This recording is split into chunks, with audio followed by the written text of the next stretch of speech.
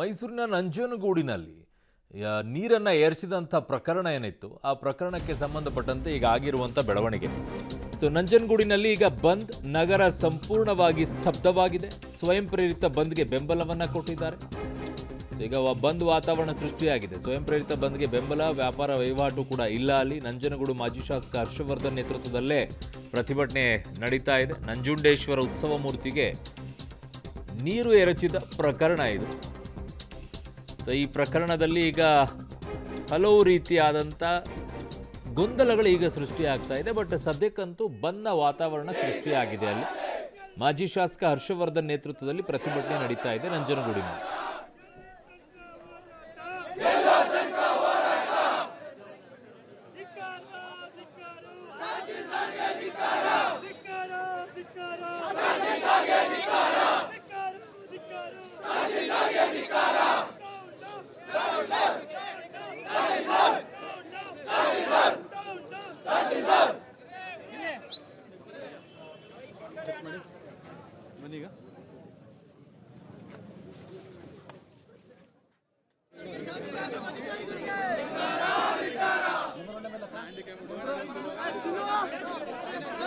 ಅಲ್ಲಿ ನಂಜನಗೂಡಿನ ಮಾಜಿ ಶಾಸಕ ಹರ್ಷವರ್ಧನ್ ನೇತೃತ್ವದಲ್ಲಿ ಪ್ರತಿಭಟನೆ ನಡೀತಾ ಇರೋದನ್ನ ನೋಡ್ತಾ ಇದ್ದೀರಾ.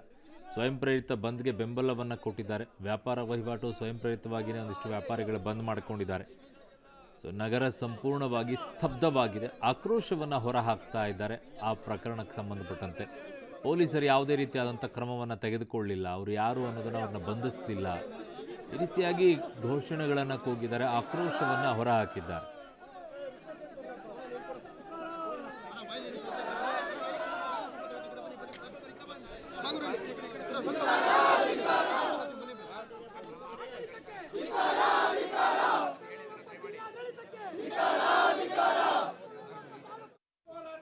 ನಂಜನಗೂಡಿನಲ್ಲಿ ನಂಜುಂಡೇಶ್ವರನ ಭಕ್ತರ ಪ್ರತಿಭಟನೆ ಜೋರಾಗಿದೆ. ಈಗ ನಮ್ಮ ಜೊತೆ ಮಾತನಾಡ್ತಕ್ಕಂಥ ಮಾಜಿ ಶಾಸಕರಾಗಿರುವಂಥ ಹರ್ಷವರ್ಧನ್ ಇದ್ದಾರೆ. ಸರ್, ಪ್ರಮುಖವಾಗಿ ಇವತ್ತಿನ ಪ್ರತಿಭಟನೆ ಉದ್ದೇಶ ಕಿಡಿಗೇಡಿಗಳ ಬಂಧನ ಬೇಗ ಆಗಬೇಕು ಅನ್ನುವಂಥದ್ದು. ಹೌದು, ಖಂಡಿತ. ಸಂಪೂರ್ಣವಾಗಿ ಇವತ್ತು ತಾಲೂಕಾ ರಾಜ್ಯದ ಕಾನೂನು ಸುವ್ಯವಸ್ಥೆ ಕುಸಿದಿದೆ.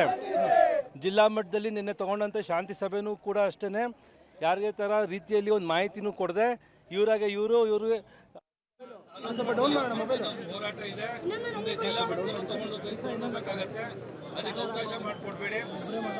ಕೂಡಲೇ ಜಿಲ್ಲಾಧಿಕಾರಿಗಳು ಇದ್ರ ಬಗ್ಗೆ ಗಮನ ಹರಿಸಿ ತಪ್ಪಿತಸ್ಥರಿಗೆ ಶಿಕ್ಷೆ ಕೊಡಬೇಕು ಅಂತಕ್ಕಂಥದ್ದು ನಾವು ಮನವಿ ಮಾಡ್ತಾ ಇದ್ದೀವಿ ಇಲ್ಲಿ.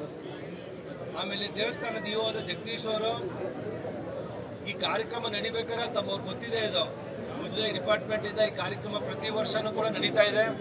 ಆದರೆ ಅವತ್ತು ಇಡೀ ದಿನ ಅವ್ರು ಗೊಂದಲ ಸೃಷ್ಟಿ ಮಾಡಿ ಇವತ್ತಿಗೆ ಅವರು ಕೂಡ ಅಷ್ಟೇ, ಅವ್ರಿಗೂ ಕೂಡ ಈ ಒಂದು ಕಾನೂನು ಕ್ರಮನ ಜರುಗಿಸಬೇಕಲ್ಲಿ ಅವ್ರಿಗೆ. ಅವ್ರ ಮೇಲೆ ಅಧಿಕಾರಿಗಳು ಕೂಡ ಸಂಪೂರ್ಣವಾಗಿ ನಿರ್ಲಕ್ಷ್ಯ ಧೋರಣೆ ತೋರಿಸಿದ್ದಾರೆ. ಅವ್ರ ಪೊಲೀಸ್ ಅವರು ಕೂಡ ಅಷ್ಟೇ ಯಾವುದೇ ಥರ ರೀತಿಯಲ್ಲಿ ರಕ್ಷಣೆ ಕೊಡಲಿಲ್ಲ. ಅಲ್ಲಿ ನಂಜನಗೂಡಿನಲ್ಲಿ ಈ ಥರ ಘಟನೆಗಳು ಹಿಂದೆ ನಡೆದಿರಲಿಲ್ಲ. ಈ ಥರ ಘಟನೆ ನಡೀಬಾರ್ದಾಗಿತ್ತು. ಮುಂದೆ ಈ ಥರ